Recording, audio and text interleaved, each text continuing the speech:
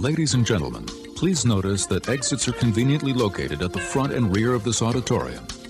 When leaving the theater, we suggest that the exit at the front of the auditorium will allow you easier access to the parking areas. Thank you.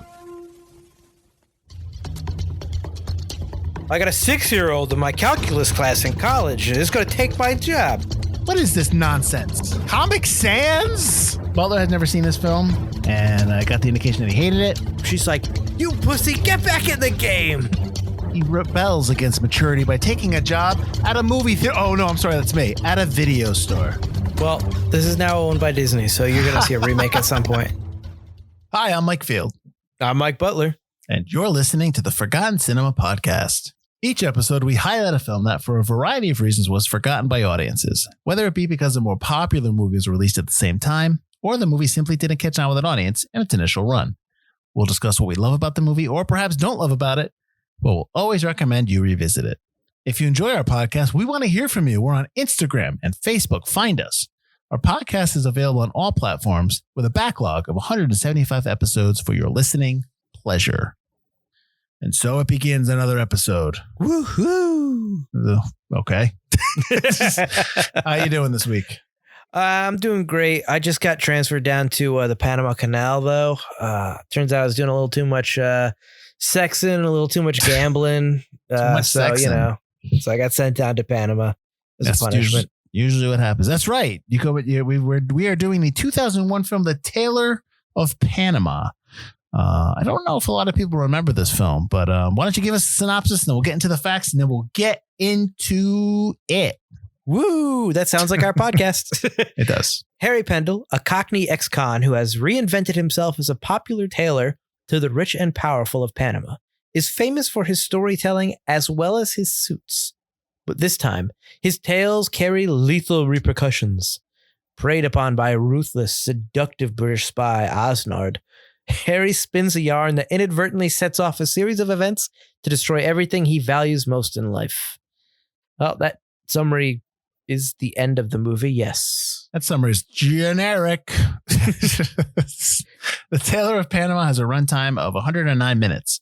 It's rated R. Production budget of $21 million. Came out on March 30th, 2001. And its opening weekend, it did 1.8 million. Domestic, 13.7. International, 14.2 for a total worldwide of $28 million. So barely made its production budget back. Probably did not make it the full budget back in terms of when they add in marketing and whatnot. Yep. So, oh, well, maybe it did well on DVD, which I don't think I got those numbers. So production company was Columbia Pictures and Merlin Films, and it was distributed by Sony Pictures Releasing. So March 30th, 2001, it went up against in a wide release, Spy Kids. The Raul Rodriguez first, he did 3 of those, right? 4 of those. He did 4 of those. 4 of those, and I think there's a new, there's a series coming out, right? Yes, it is. Yeah, it's a series, a reboot series. I was good with the one. And that was about it. The first Spy Kids is all right. Yeah, exactly. He also had Tomcats and Someone Like You and a limited release of Morris Perros. Excuse me. April 6th, the week after, you had just wide releases. You had Pokemon 3, the movie, Spell of, what is this? Unon? What is that? You're the Pokemon guy. That's something after the first 150 or 151. I'm out. Okay. I like classic red and blue Pokemon. After that, I get confused. I don't even know what classic red and blue Pokemon is, man. Also had Along Came a Spider, Blow, and Just Visiting. And then the week before, the 23rd of March, you had Heartbreakers, Say It Isn't So, and The Brothers, which was all 3 wide releases as well. This film is directed by John Boorman, who was nominated for 5 Oscars, but for 2 films. Hope and Glory, which he was nominated for Best Picture, Director and Writer. He produced that, obviously. And Deliverance, which was nominated for Best Picture and Best Director. He was also director of Queen and Country and Beyond Rangoon. He also co-wrote this film with Andrew Davies. Davies did the TV show primarily House of Cards. He also did the movie Circle of Friends, Bridget Jones' Diary. Boorman has written The Professor and The Madman, which is more recent, which is 2019, I believe. And he also wrote Where the Heart Is. I believe he directed Where the Heart Is as well. Cinematographer was Philippe Rousselet. Apologies. He is nominated. Actually, he won an Oscar for A River Runs Through It and was nominated for 2 other Oscars, one for Henry and June and the other for Hope and Glory. Composer was Sean Davey, who did the 1996 Twelfth Night and Waking Ned Devine. Edited by Ron Davis, who has edited The General, In My Country, and The Tiger's Tail. And then produced by John Borman. And my note is see the other credits, which I've already listed. Nice. This film has Pierce Brosnan in it, 007 Butler, as Osnard. In the middle of his James Bond tenure. Yes, this is one of the first Bonds who did movies in between, right? Is that what I read? That note, like it was very rare for people to do like spy films or films in between the Bonds. I don't remember what that definitely note was. Rare for you to do like the same type of film in between. Yeah, right. So he's obviously James Bond. He was James Bond. He was also in the TV show Remington Steele, in the TV show The Sun, which is more recent, and he's in the upcoming film Black Adam. So I know we're all very excited for that. Geoffrey Rush film will not be upcoming when this comes out. It's out, or when does it come out? Comes out in October. Damn, mid-October. This comes out. This episode will be in November. Ever since I left the theater, I don't even know when release dates are anymore. Well, we also record in the future, or in the past. Interesting. Geoffrey Rush plays Harry. He's nominated for 4 Oscars, Butler, and he won 1. Can you name the 4 movies he was nominated for? I can't remember the name. The one where he's the Marquis de Sade. Quills, yes. Correct. Nominated. King's Speech. Yes. Which I think he won for. Nope. He didn't win for. Oh, he's awesome at King's Speech. He is. It's not Pirates, right? No. I have no idea what the other 2 would be. He was nominated for Shakespeare in Love, and he was nominated and won for Shine. Do you remember Shine? Okay. Nope. Really? That was one of the first. I think that's what I believe that was the movie that really kind of like, this is Geoffrey Rush, because he played like a eccentric. I don't really remember. He knew piano. You remember ever seeing him on the piano? And that's Shine. Yeah. Yes. Okay. Yeah. Shine's a good film, but those are all good films that we talked about. But definitely the King's Speech. I agree with you there. It's tough to see him as not Barbossa, though. Even though I love King's Speech, it's tough to not see him as Barbossa. Well, he is an actor. He does lose himself in roles. That's the whole point. Yeah, I know. I mean, he learned how to be a tailor for this film. Jamie Lee Curtis is in this movie as Louisa, which I actually forgot she was in this film. She's obviously in the Halloween. I say series now because she's been in like 5 films, right? Resurrection, H2O, the original H2O, Halloween 2, first one, right? So that's 3, and then the 3 ones that we got now, so 6 or 7, yeah. Was she in Resurrection, or just H2O? The one with Busta Rhymes? Yeah. Maybe the beginning. Yes, because she's killed in the beginning, right? Okay. Yep. Yeah. So 7. Jesus. 7 Halloween movies. All right. She's also in that Halloween money. What's that? Getting that Halloween money. Puts it right next to her yogurt money. Oh, she's a producer now. She's also in the TV show Scream Queens, amongst other things. She's in a bunch of stuff. Leonor Varela as Marta. She's from Blade 2, Alpha, and Innocent Voices. Brendan Gleeson as Mickey Abraxas. He's in Braveheart, Lake Placid, Gangs of New York, and a movie that we did, In Bruges, which we did with Laura Johns from Why the Book Wins podcast. Go check that out. Harold Pinter as Uncle Benny. He is, I don't know if you don't know who Harold Pinter is, go look him up. He's a pretty famous writer of many plays and many screenplays. So that is what he's known for. He's good in this. That's not a dig on acting, but he is more known for that, for being a writer. Very good writer. Quite. Catherine McCormick as Francesca. She's in Braveheart, Spy Game, and 28 Weeks Later. Spy Game's another movie we did, Butler. And I didn't even realize that she was in Spy Game. I was like, oh, because I was like, she looks familiar. And then I was like, Braveheart. Okay, then what else? Oh, right, Spy Game. And then you had a bunch of cameos, but I know the number one I'm going to put in here is because it's somebody's debut film, Butler. Who was that? It is The Boy Who Lived film debut, yes. Daniel Radcliffe. Right, which I had to go back. Here's the thing. I watch it, and I'm like, oh, yeah, Daniel Radcliffe's in this. Oh, interesting. Watch the movie. Credits roll. Oh, Daniel Radcliffe was in this. Wait a minute. Where was he? And then I go back to find. I don't know what it was. I know he was his son, but I was just like, I couldn't just picture it. I was just like, as soon as he came on screen, I was like, oh shit, it's Daniel Radcliffe. I didn't even recognize him. This came out the same year as well, he gets as Sorcerer's Stone too. 2003, right? 2001. No. Harry Potter was 2001? Yeah. Sorcerer's Stone. Okay. All right. So, yeah, Daniel Radcliffe plays his son. You had Mark Margolis, and this is Rafi Domingo, who, if you might notice him, he's from Breaking Bad. He's the guy in the wheelchair, everyone who likes to, Martin Ferraro as Teddy, who is the lawyer that gets eaten in Jurassic Park. He's the jerk off, too, in this film with the glasses. I'm like, who is this guy? Isn't he always? Yes, it's true. John Polito as Ramon from last week's movie, The Freshman. I know I mentioned him last week. Yeah. Dylan Baker as Deuce Baker, I guess, or Deuce Baker from 13 Days and The Amazing Spider-Man. And Trick or Treat. He's awesome at Trick. And Trick or Treat. He's awesome at Trick or Treat. Well, I put Amazing Spider-Man for you. Oh, thanks, bud. Because I know you like those. And Ken Jenkins as, Morecombe. I don't know. I know him from Scrubs. What's funny about Ken Jenkins is like he's almost playing the same exact character as they played in Executive Decision because he's in the beginning of the boardroom with all the generals. I'm like, is this the same character? That's definitely a reference that if you didn't see those movies, you have no idea what I'm talking about. So I apologize.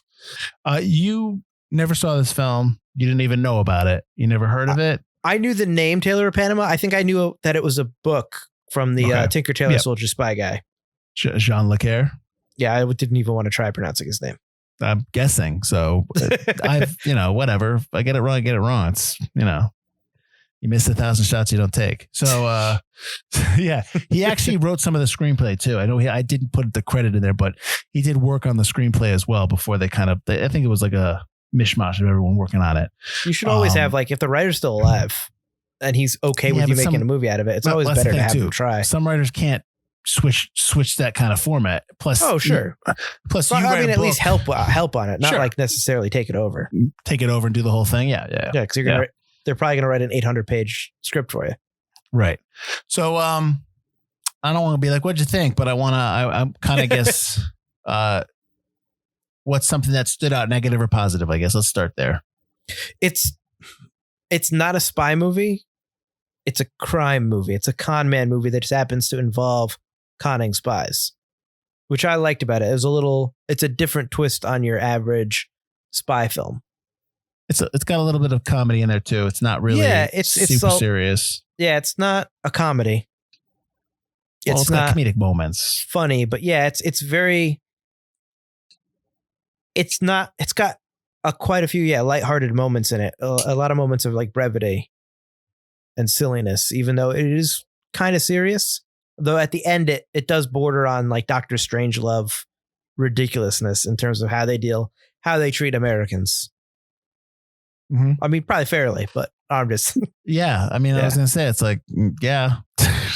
totally see it happening. It's just definitely on the level of Dr. Strangelove comedy when they get into the boardroom scenes. Yeah. Yeah. So it was nice. It was as it got further and further. At first, it's I thought it was just a straight up spy movie. It's this is kind of slow. The stakes are very low. But once it became more about the con, I was like, all right, so this is a con movie. All right. Well, one of my notes here is I didn't know when Osnard knew that Harry was lying to him. So for just to kind of give a little background, Osnard comes in and he knows Harry's a criminal in England. He left. He came over to Panama, created this whole new life for him.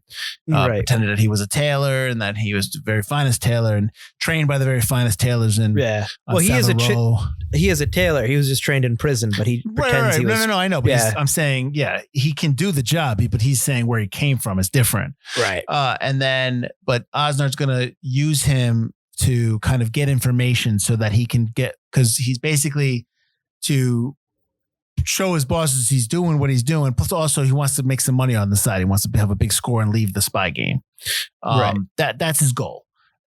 And Harry starts lying about making up stuff about how the silent opposition is here and they're going to take over and they don't like because this is post Noriega for people that don't know your history.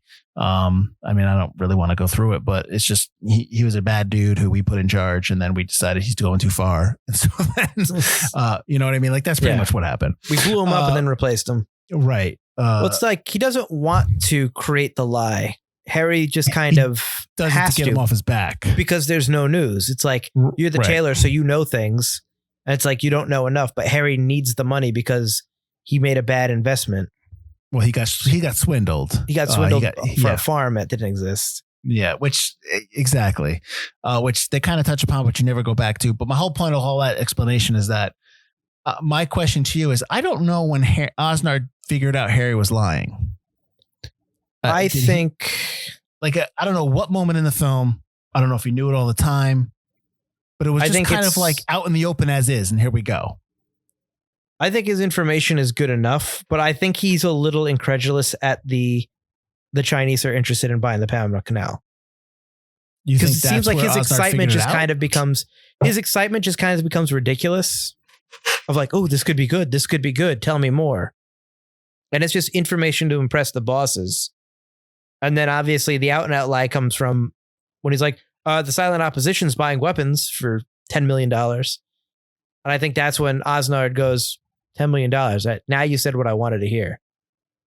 True or false? I think he always just wanted to hear a number that could be corroborated with somebody else if need be. I don't know. I don't know if, see, that's the thing. I was a little confused as to when he knew this whole thing was not real. Mm-hmm.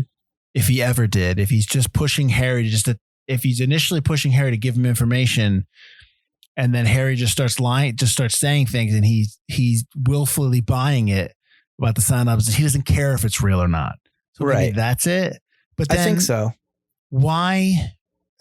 See, you get the classic con man scene at the end where he's got the briefcases, he's on the thing, he wins. Mm-hmm. So it's almost like that classic, like, it was all my plan all along. Well, that's the other thing too about the ending. My note to myself for the viewing notes that I usually take is I feel like I like to think that I'm an intelligent person, but I felt stupid at the end because I had no idea what was going on. Not like throughout the whole third act. I was like, I don't get what's happening here. Things just get an emotion that they just go into motion. Mm-hmm. In like a ridiculous kind of way. And it is tough to keep track. But I mean,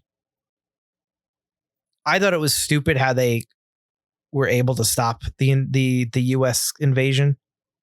They were able to call it off. They just once it was on, it should have just been on. Obviously, then you're making like an alternate Earth, but yeah. They would go radio silent once they start the invasion. That's the thing. The president's not listening to anybody. You're not going to be able to call the president and tell him, hey, stop. No, I promise we're all right. Yeah. It's like, no, this is already, of course you're going to say that. We're bombing you. They say that Luisa's relationship with the president or her boss is tight. They say that she's well respected, but I don't ever see it until you don't meet her boss until she gets into his house. And if she's somebody who's, no, you do meet him when they're walking into the where she works. She has that quick conversation with him. Oh, that's true. Yeah. But still, I don't she is set up to be somebody who's very important in Panama. Yes. How is she so oblivious to Harry's life, to Harry's lifestyle, the people that he is with, what he does at night, the fact that Harry was caught up with Mickey and Marta when the dingbats, who were the Noriega's crew is going around beating the opposition up, destroy, the rebels and the resistance. How does she not know any of that? It seems like she just doesn't know. Oh, I don't think she doesn't know about that. Give me one, then tell me in the movie where she's kind of, because she just assumes he's cheating on her. But yeah. But that's not that. But Harry's going out late at night clubbing. It's like, I don't think the meetups in the tailor shop are that late. I think those meetups occur 5, 6 o'clock after they close for an hour or two. And they go back home. But this is him staying out until 3 or 4 a.m. This is different than normal. But it's not like she doesn't know the past, that Mickey was his first customer, all that. I think she knows that, he says in his flashbacks with Uncle Benny. It's be sincere. The truth can get you hurt, but sincerity always works. So I think it's not that she doesn't know about that. It's just at this point in time, it doesn't really matter. Mm-hmm. I mean, the opposition was opposing Noriega. She now works for someone who works for democracy and the president. It's the kind of thing that the opposition was for. Now, yeah, Mickey is very critical of that still, but it doesn't mean he was against it. He's also a drunk who, obviously went through some terrible times. And got tortured in prison. Yeah, so he's obviously somebody who's hurting. I don't know. I just I thought that was, for me, wasn't fleshed out enough. I didn't catch it. I just thought that she seemed the fact that because why that question comes up when he comes home and she's just sitting at the kitchen table. I don't buy. Well, that's the thing. I don't understand. Like, first of all, so he lied to you his entire life about who he was, not just about the opposition, that he was a criminal, which fine. He wasn't a criminal for anything terrible, like insurance fraud or whatever. Well, still lied her entire life about that and almost caused an invasion that like they were bombing buildings. They certainly killed people. Harry is involved, did some terrible stuff. And at the end, she's just like, just go make those pancakes. Those must be some good freaking pancakes. I mean, yeah, I think like the fear that Harry had was about losing his family, not potential, legal troubles. Which, I mean, she's gonna have to explain how she knows this information when she goes and talks to her bosses. Oh yeah, for sure. Right. Like everything's not all hunky dory like they pretend it is at the end. Right. There's no way this doesn't lead back to Harry and her. Yeah, so that's something that's not really addressed, and it's something that really just is still a question to this day. And that's more along the plot points and stuff like that. I will say that I think that Brosnan and Rush have awesome chemistry. I thought that their scenes together were really good. Oh yeah, they did really well together. Yeah. Yeah. It's also you see Brosnan. I'm sorry. Go ahead. No, I was just gonna say that was just a testament to the two actors, but go ahead. Oh yeah. You see Brosnan in a different light than you see in James Bond, especially like after you've seen like This Afterworld Is Not Enough. So this is 3 Bond movies under his belt. He hasn't probably he's done stuff here and there after GoldenEye, but mostly just Bond. So you really get to see, even though he's a spy who works for MI6, he opens in MI6, he's a completely different kind of corrupt person. Yeah. He's corrupt. He's a douche. His mannerisms different. The way he carries his body language is completely different. Like you would almost forget, even though he's playing a British spy who's always wearing suits, his mannerisms and the way he talks, it just completely forget that he's James Bond in this, which is great. He also, this is the first time he's fully nude in a film. So just first time you see his butt on camera. And then he has very angry sex. Very just rough. That's one of my notes. Is that's some hard thrust in there. She is not enjoying this. Like what note? Like what note does Borman give him here? Stab her.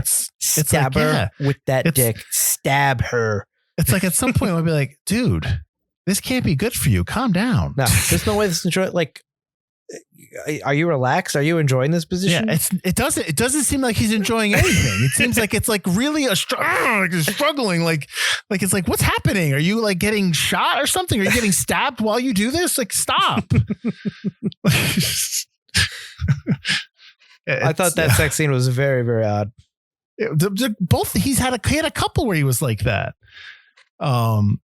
I have a quote from Brosnan that he said the lure for doing this film was John Borman. It was he just wanted to work with him, right? And that he talked about how he's loose. The character Osnard is loose and baggy compared to Bond. That he's on the point of retiring from the field. He's disillusioned. He wants to make one last hit and then he's out of the game. He's a womanizer. He's cynical and he's manipulative. I mean, those last three are Bond as well. Those are Bond as well, but they're like, he's the cool kind of womanizer and cynicism. Yeah. But no, yeah. Well, he doesn't go around slapping women all the time and like half raping them, like with Jamie Lee Curtis's character. What? When she smacks Rush? Or at the end when Louise goes to like confront Osnard and he's like, right. Super like, what? Well, he's super flirting with her hard. Every scene. It's like, I didn't get that. Like, I was like, no, I mean, I shouldn't say that. It's not that I didn't get it. I just was like, that's awfully brazen.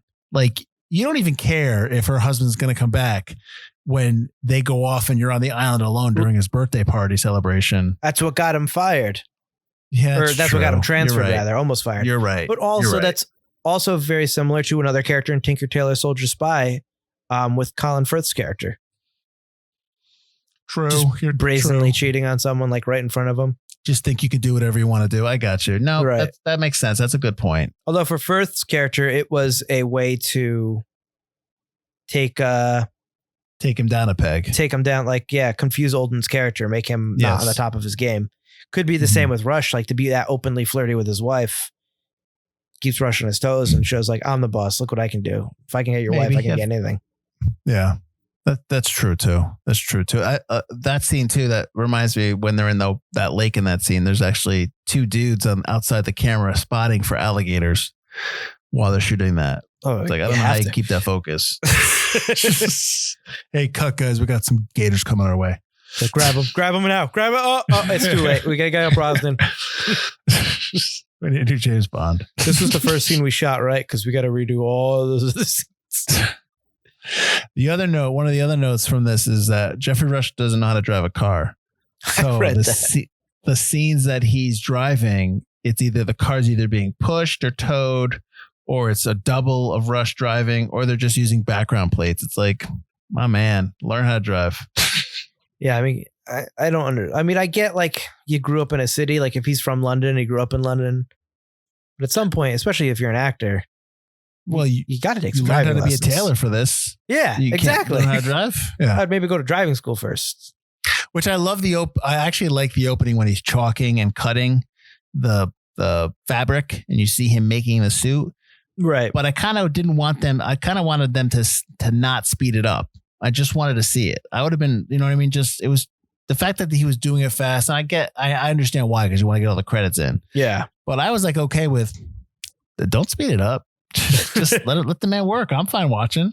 Did you watch the Mark Rylance movie, The Outfit, that just came out last year? Not yet. No. His character, I think, after watching this movie, is a amped up version of Geoffrey Rush's character in this film.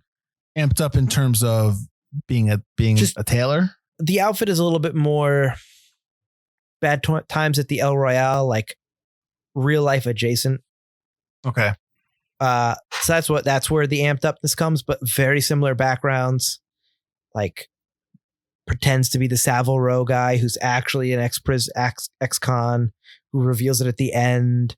Is keeping secrets, is all about the gentlemanly way, though, is all about trying to put that behind him, really believes in his suits. It's 100% this character. Just take that character, put him in an amped up kind of movie. Mm-hmm. It's like, you ever see Tailor of Panama? Oh, we're going to take that character and put you in a mob boss kind of setting. The Outfit's good. It's not as good as I was hoping it would be. I watched this movie, I was like, holy crap, that's 100% this character in a different movie. Okay. Interesting. I'll have to put it on the list. I think you'll enjoy it. It's not perfect, but it's definitely worth a watch. It's something that if I still had cable and it was on TV, I'd be like, all right. Were you a fan of the quick cut flashbacks? No. Not the stuff with him talking to his former, I guess, partner, boss, Harold Pinter's character, Uncle Benny. Oh, Uncle Benny, yeah. That stuff, I was okay with that. I mean, I kind of wish they kind of carried it through the rest of the movie. Yeah, there weren't enough moments with him, but they did it. Right. They introduced it early enough that I was okay with it. But what I mean the quick cut flashbacks to the past stuff. Yes, stuff no, that happened I did not like past. that. Because it's just like, why? I don't need this. And it happens so seldom and it's so choppy. Mm-hmm. Like if they introduced an entire scene. If it was kind of like, if it was a story that he was telling and we were seeing it. Yeah. Yeah. Because I like Signs does that very well. Mm-hmm. Where his wife pinned to the car, you get those flashes of this thing, but then you get the full scene unfold. Mm-hmm. If they did that, it pays it off. Yeah. Yeah. The payoff. There's no payoff to the flashbacks. Well, it's like the scene in Nope. Because I know you hate that scene in Nope, but they keep showing parts, you know what I mean? Oh, yeah. But then they did the payoff. Then you know what happened. Yes. Yeah. Yeah. You can't flash a scene and not have the payoff, but yet you're also describing it verbatim to me while your characters are talking. Yeah. Like that's an example where show don't tell doesn't work if you're telling me at the same time you're showing me. Just do one or the other. This goes back to your screenplays co-written by the author of the book. You know, that is a very novelty thing to, Yeah. So but I don't need to see it. I can see the scars on Marta, the physical scars on Marta, and I can see the mental scars on Mickey, which let's talk about Mickey for a second. Okay. I'm not trying to be like, woke. I But think like you are. he's not Panamanian, nor does like he's Irish. He comes across as Irish. His accent is terrible and also goes into his brogue often. Okay, I didn't he's catch just got- that, but you're the accent guy, so yeah. Yeah. It's just bad. It's a bad accent. He does a bad accent. He dyes his hair, his beard brown, and he has brown contact lenses. Mm-hmm. It's like, and his name's Mickey, which is really confusing because when he started with his bad drunken accent, I was like, wait, is he also a non-native, or is he a native? Was he a government person that helped stop Noriega? I could not understand his character at first until they spelt it out for me like 2 scenes later. And I love Brendan Gleeson. When I saw he was on the cast, I was like, oh yeah.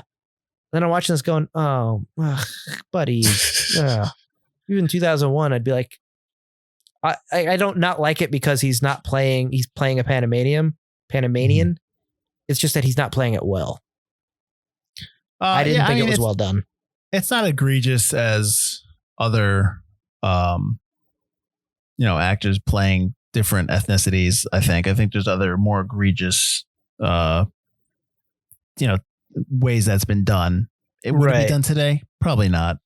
No, I mean, it is what it is. It's just, it happened. Let's not forget it. Let's not pretend it never happened. It happened. Let's move on. It just took me way out of the film because I just don't think he did it. It's not like the insensitivity of it. It's the you don't think he did a good job. It's just a poor performance of it. Yeah.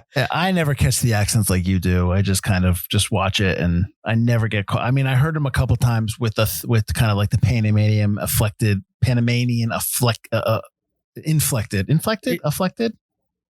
accent. Affected accent. Yeah. Yeah. Affected English accent. Like kind of like when, was it K-19 Widowmaker or Harrison Ford was doing the Russian? Yeah. Yeah. See, let me ask you, see, here's the thing. Like, why is that? I don't want to go down this road, but why is that okay? Why is Harrison Ford okay doing a Russian affected accent, English accent? Is it just because Russians are white and he's white, so it's not a big deal? Mm-hmm. All right. Well, anyways, I whatever. I don't. I just didn't think it was well fine. done. That's all. That's fine. I'm not saying it in like an inappropriate kind of way. I'm just thinking. My note is that that'll never happen again. So it's not. You'll never see that again. You'll never see a Scottish actor doing that. So okay, fine. Yeah. But I wasn't like up in arms watching this film, going, "Come on!" That's my thing. It's like my note isn't. Oh, that's inappropriate. Mine is just like, you couldn't do better. Like that's just like, come on. Mm-hmm. You're clearly just like, you promised him a role and you're putting him in the Panamanian role. I don't know. Like they promised him a role. Well, remember, it's just like, well, Borman's Irish and all the interiors were shot in Ireland and all the exteriors are shot in Panama. So everything that's inside is them at home. So it's Brosnan, because Brosnan's from that area. He's Irish from the area. Yeah, so Rush is he's from Australia, but so they're all just chilling out, in Ireland doing this. So at Ardmore Studios, I believe. There's that too. Maybe that's why he hired him, because he's local. I got a discount. He's local. It just kind of took me out of it a little bit. I got by a little bit. I mean a lot of it. You mean, but I didn't catch the bad accent. I heard it. Like I heard the Panamanian affected stuff, but nothing else. I didn't hear him go into his brogue stuff like you said. Yeah, his brogue comes out pretty good when his first scene when he's drunk, which is what. Okay. Not only like I'm like, but I'm just like, now I'm confused as to who his character is, because he's also clearly does not look Panamanian. We also don't get a lot of the whole Marta, Mickey, Harry stuff. We just get that one scene where she's beaten up and Mickey's beaten up, and they hold Harry at the door, at the car door where he has to watch it. But I don't get any kind of sense of what they were all like together before all this. Oh, I think he knew Marta from Mickey. And the only reason he knew Mickey was because Mickey was the first customer and became his first friend, maybe when he went to Panama. So we're saying that this shop was opened during Noriega's time. Yes. Okay. Obvious, because they explain Harry's been open for a number of years. Mm-hmm. he was open, and then he met Louisa, and then he obviously had his kids, Mm-hmm. who are about 8 or 9. But Marta is somebody who's like his best friend, like his sister. Basically, yeah. But she was in love with Mickey, or no? No, I think she was in love with his ideals. Okay. Like from what you get with Mickey, like, and it's very unclear. Like it's just like he was part of the opposition back in Noriega's day, Mm-hmm. and everyone believed in him. But his time at the police, when they tortured him and stuff, kind of messed him up. Yeah. Yeah. I just, like I said, maybe that led to the confusion for me towards the end of the film. Just understanding their past history, where Louisa fits in. I just feel like I missed some stuff. Well, he builds Mickey up as an important person at the very beginning because he's got nothing. Mm-hmm. So the fact that Osnard is not impressed by Mickey when he's like thought maybe he would be, like, Right. hey, that guy was big back in Noriega's day. Mm-hmm. It's like, I'm only interested about the future, but Harry doesn't know anything about the future. So it's like, oh, well, don't you underestimate Mickey. He's still got stuff going on. He's still good. He's still big time. When Harry knows that he's just a broken man who's a drunk who's in debt $20,000. So I think that's where his lie starts. There's an alternate ending to this film. Yeah. So originally Harry was supposed to kill Osnard at the end of the movie. That's what I thought was going to happen. Yeah, but I guess he just thought it would cast a pall over Harry's character, like it wouldn't be something Harry would do, and it's more realistic if Osnard gets away. So, but they shot it, and it's on the DVD extras, so I'm sure it's on YouTube. Interesting. I think that's correct, that it's not something Harry would do. But if you want Harry to have some kind of redemption, which they do at the end, Harry needs to have shot Osnard. Because you can't have that happy ending for Harry to not have him have sacrificed something of his own. He gets everything. He needs to lose something. He needs to become a murderer. He needs to have bled or make bleed somebody to atone for what he did. They also set up Harry to be somebody who's doesn't have a backbone, doesn't fight. Even with the flashbacks, he doesn't get beat up because he doesn't fight. He doesn't. Well, he's also not Panamanian, so that's also probably why. They're just like, hold back. You're not going to get beat because you're not one of the two opposition guys. That's true. That's true. But they also just say he never gets involved almost. So it's almost like he doesn't never get his hands dirty. Which is probably why everybody chills at his tailor shop. Right. True. But even that one guy that's played by Teddy. Yeah. He's like he's got it out for him. And it's like he needs to like, I don't know what to that guy. Just beat the crap out of him or something.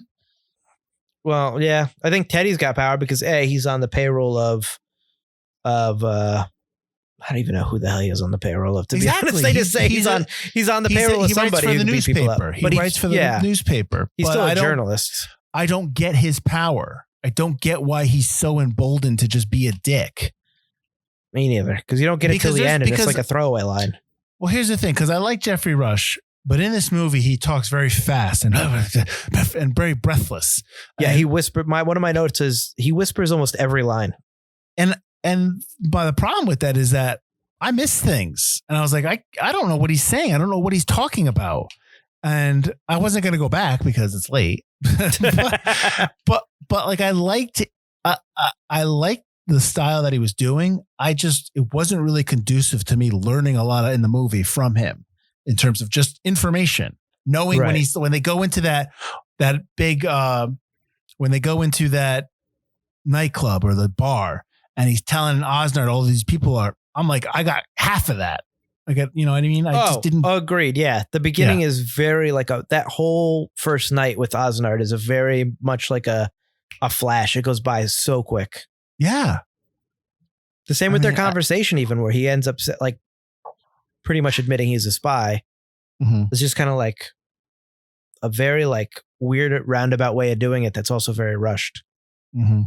Mm-hmm. Like, I don't believe a word with it. You cunt, and just like go off and just, wait, where'd this come from? What's going on now? It's just like all of a sudden we're having a different conversation. It goes by so fast. It's just like, oh, all right. Mm-hmm. Do you think that Luisa's character, Jamie Lee Curtis's character, do you think that it's out of place? Do you think the movie could have been okay without it? Without the wife and kids? Like, I'm just curious. No, I think you need Harry to have... Harry has an innocent life. Harry went to jail for something and was imprisoned, but it wasn't a terrible crime.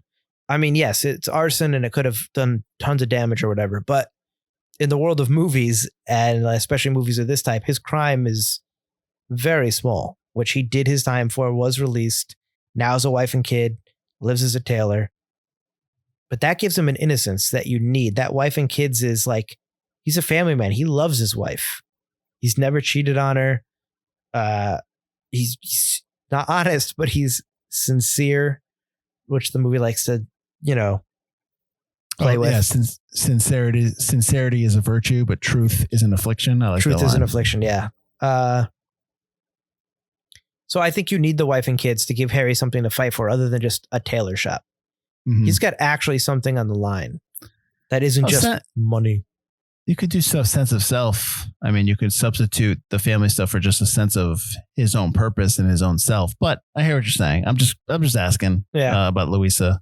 I just like the family angle. I think what I also like about Louisa is she's not, which, I mean, Jamie Lee Curtis probably wouldn't have taken the role if she was a moron, but she's not unaware that stuff's going on.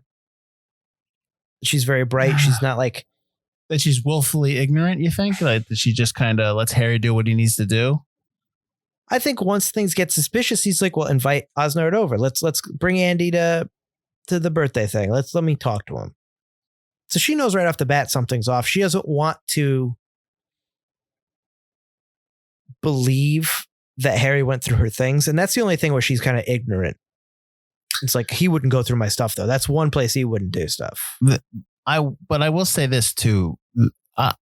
I don't know if she would be so quick to think that Harry would cheat on her with Marta, because their relationship is so... Marta and Harry's relationship is so not intense, but it's not like they hide it.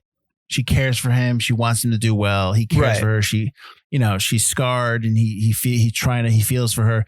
I don't know if Louisa would be just so quick to be like, oh, Marta, I can't believe it under my nose. Like, that conversation would have already had. You wouldn't have gotten with Harry if you didn't understand the relationship he had with Marta, and he would have already talked about that with you. There is that one scene where they almost kiss, though. I don't think they were going to kiss. I think he was just. See, that's the thing too. That felt like, let's put that in there to confuse the viewer, or to kind of like just hint at it. And I don't like that if you're just doing it for the sake of the scene. If that's supposed to be a payoff later in the film, not in terms of Louisa thinking they got together, but in terms of just Marta and Harry personally addressing that. Sure. Okay, fine. But you don't. You just throw it in there to just kind of have us be like, oh, whoa, what's going on? Agreed. That's the thing. Like, I just go back to my note when I was just like, I was very confused a lot of times, mainly at the end, but just a lot of time in this film. And I know I've openly admitted on this podcast when we talk about spy films that I get confused because I don't know what to believe. I don't know I feel like when I watch a spy film, I'm just being lied to for 124 minutes or something like that. And then when they wrap everything up, I'm just like, okay, so that's the truth. Like, that's what I feel like all the time. I love spy films.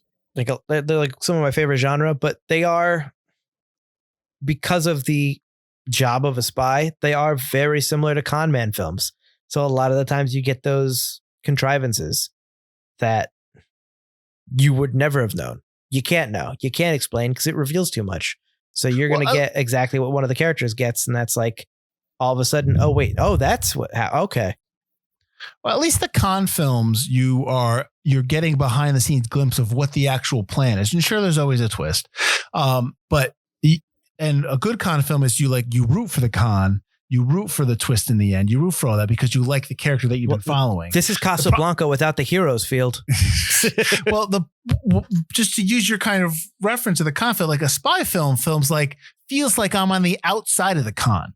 And I'm not getting any of the inner workings. And I'm just like the rube who's just being told this story and I don't know what to believe. I think it depends on the spy film. I didn't feel that way during Tinker depends Tailor. on the quality of the film. No, I hear you.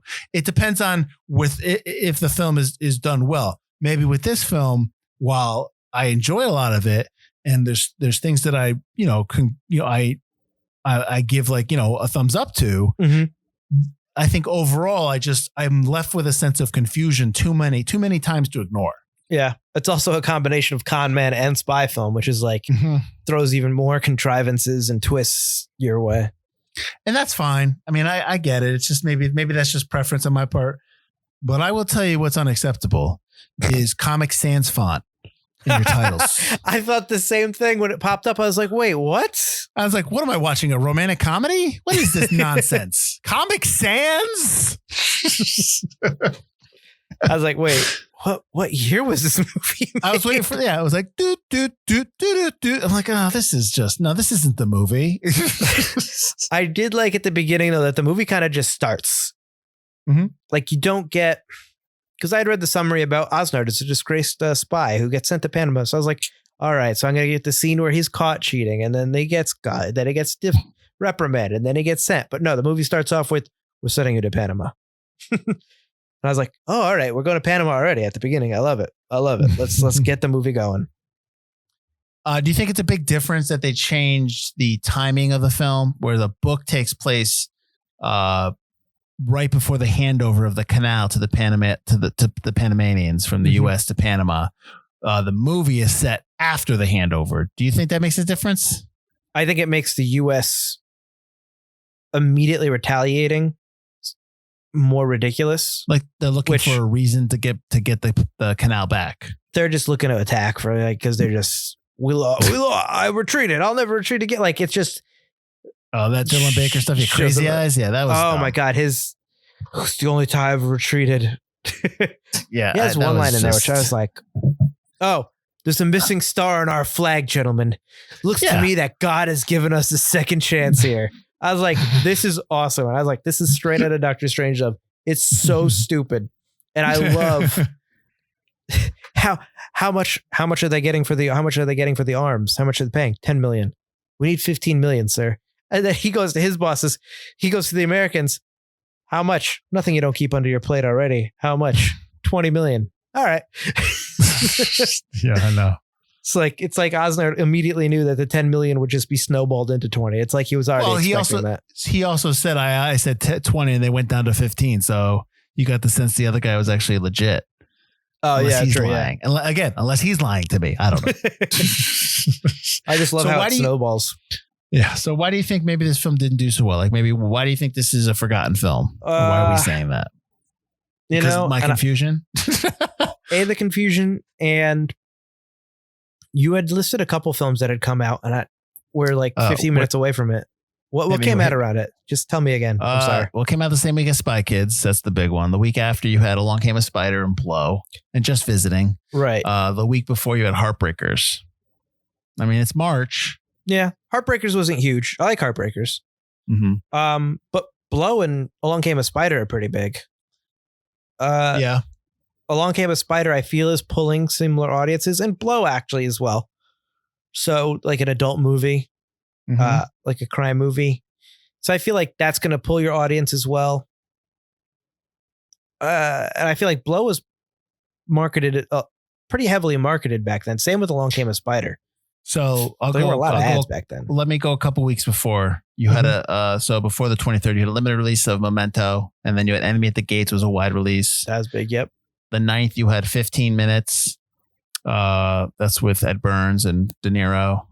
You had, let's see, the 2nd of March, you had The Mexican. This is with Brad Pitt. So, I mean, you've got a series of films that are coming out that are very similar, as you say. Yeah, they're all kind of like adult crime, action-y, drama. So yeah, maybe we're looking at star power here. Yeah, it gets mixed up. Yeah. Geoffrey Rush is not Barbosa yet. He's not. But he's not. Although Quills has already come out. Quills is pretty Geoffrey big. Rush is not. Geoffrey Rush is not somebody that I would like. I know he's not Barbosa, but Yeah, nobody's watching Pirates of the Caribbean because Geoffrey Rush is Barbossa. They're watching it because Johnny Depp's in it. Yeah, true as well. And it's an action. And the first one was really good. Oh, yeah. Yeah. But Pierce Brosnan's also on not James Bond, which might be off-putting. Yeah, maybe. As I think it's awesome to see him playing within his career, within the James Bond career, playing such a douchey James Bond. Those are the two main draws. Jamie Lee Curtis is obviously a draw, but not probably at this time. Do you know what I mean? Like she's not. She's also not in a ton of the movie. She doesn't appear until about 30 minutes in. But like this is like True Lies is like 7 years prior, and True Lies is great. And I could understand if this film came out right after True Lies, maybe it would. Yeah. Yeah, that certainly hurts it. The competition. It's a slow burn kind of a movie. And again, it's confusing. Yeah, I think when it came out and what was around, I think is a big thing. I think the fact that we just talked about how the two leads maybe aren't bigger pulls than what else is out there. And also I think the film itself doesn't kind of carry over well because, like we talked about, we're confused about stuff. Yeah. If, the meshing of genres, while it's all somewhat enjoyable, also confuses it a bit as well. Yeah, it's just not tight. It's not a tight film. And then I think that carries over in terms of like not timelessness, but people like, suggesting it to other people and stuff like that. So it kind of just did middling business, and it is what it is. It was fine. I wouldn't be surprised if it made its money back on home box office and DVD sales. So possibly that wouldn't surprise me in the least. It's no Tinker Tailor Soldier Spy. No, Tinker Tailor Soldier Spy is fantastic. I guess this is only one of two novels that didn't star Gary Oldman's character from the book. Smiley? Yeah. Smiley, yeah. I didn't know he was in all the other books, and was like, oh, let's get a Smiley series going. Well, I thought aren't they going to do a sequel? Didn't we talk about that? Oh, you're right. Yep. Well, yeah. Let's get going. I mean, it's not Smiley, but like I said, off camera, he's basically playing a spy in Slow Horses, so just modern. True. Yeah. So check that out. All right. Where can they find us, Butler? You can find us at ForgottenCinemaPodcast.com or ForgottenEntertainment.com, as we are part of the Forgotten Entertainment family. While you're there, check out all the other great podcasts and videos we got for you. They're pretty great. And wherever you're listening to this podcast, like, rate, subscribe, all that normal stuff everyone always tells you to do. Do it. And then do it. Go to the lobby on Facebook, which is our Facebook group, and let us know what you think of the movie if you've ever seen it. Awesome. So we're going to the 80s next week, Butler. We're going to have some fun next week. We're going to watch we're going to talk about it. We already watched it. We're going to talk about The Last Starfighter. That is our film next week. So hopefully people can watch that beforehand so they can know what we're talking about. I'm sure a lot of people have seen this film. So yeah, if you read the book Armada by Ernest Cline, he took from The Last Starfighter. So sorry, Ernest, but you did. And that's it. So until then, have a great week, and we'll see you next time. I am Mike Field. I'm Mike Butler. And this has been Forgotten Cinema.